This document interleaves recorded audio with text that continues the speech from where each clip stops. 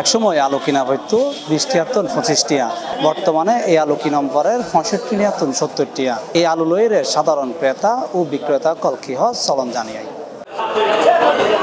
সারা বাংলাদেশের যেভাবে সবজির দাম বাড়ি এইভাবে অনর মনে করেন না, এই 1 কেজি আলু 70 টিয়া কিনা পরের, দেশি আলু 100 টিয়া 120 টিয়া চলের।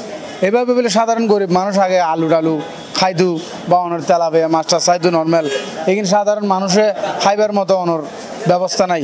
আর মনে হয় ভোক্তা অধিদপ্তর যদি একটু করে কলেস্টরত বা আরদত অভিযান চলাইলি আর মনে হয় যে জিনিসের দাম একটু কমে যাবে। আলুর কেজি 70 টি হইবার মানি কেন কোনোভাবে তোয়াই না পার সাধারণ মানুষ, বেশিরভাগ তো গরিব মানুষ একটু আলু হয়, অন্য অন্য কিন্তু তো মোটামুটি এই দামে বাড়তি নহমের। কিন্তু একটু যদি মাননীয় প্রধানমন্ত্রী এগিনের মিকে একটু নজর দিলি আর মনে হয় জিনিস এখানে একখানা দাম কমে যাবে। যারা স্টলন যে আলু লেখে এটা যদি আলু স্টলত কিদুর বেচার মার্কেটে কিদুর বেচার যাচা করলে না আলুর দাম লেট কমিব।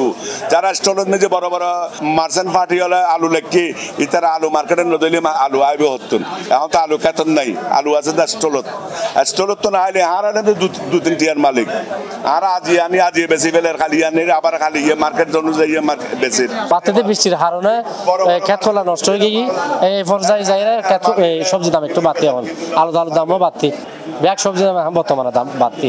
আর যেমন আমার বৃষ্টির কারণে ক্ষেত ফলা নষ্ট হয়ে গিয়ে তারপরে সবজি আইদ্য কম উৎপন্ন কম, এত লেভেলে সবজির দাম এখন বাড়তি। বর্ষাকালে আলু একটু দাম বেশি থাকে, প্রতি বছর আলু আগে 40 টাকা 45 টাকা আছে, হঠাৎ করে 60 টাকা 65 টাকা আলু। আলুর দাম দাবাই ঈদের পরে বাড়তি, হয়তো সিন্ডিকেটের কারণে বাড়তি, নাহলে আলুর দাম 70 টাকা তো কোনো কারণে নেই, বর্তমানে 65 টাকা চলে।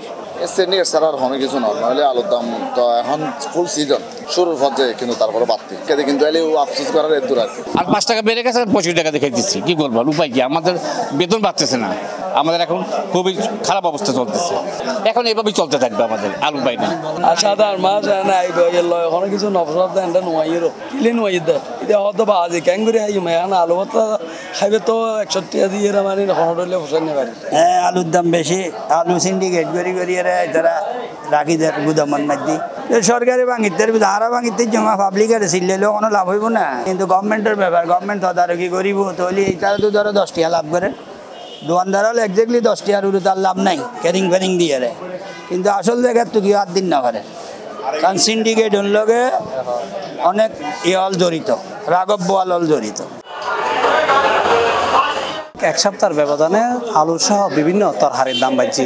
এই আলু একসময় আসিল 20 টিয়া তন 25 টিয়া, আর এখন বর্তমান আলু কিনা পরের 65 টিয়া তন 70 টিয়া। এই আলু লইরে আসলে সাধারণ সিন্ডিকেট ভাঙিবার হতাশ সাধারণ জনতা কলহর। Mohammad Nizamuddin Tipu, C+ TV, Chittagong.